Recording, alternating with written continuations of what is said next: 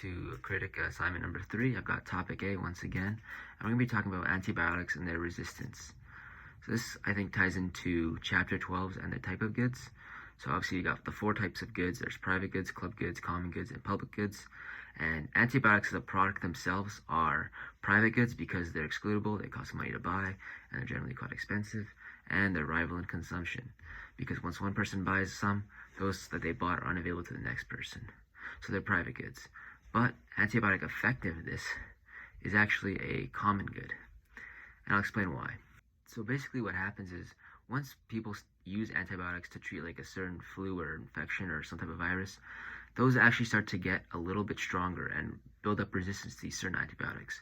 So when millions of people are using antibiotics around the world, these bugs and these viruses start to build resistance a lot quicker, and it slowly increases to the point where these antibiotics aren't effective against these bugs, and you get things like superbugs.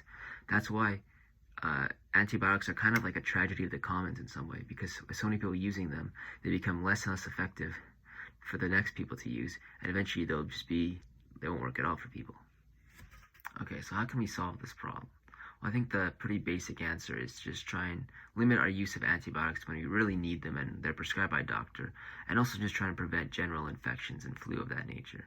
So how can we do that is what I'll try and discuss here. Obviously, things like keeping your hands clean, your house clean, stuff, getting vaccinated, that kind of stuff is going to help.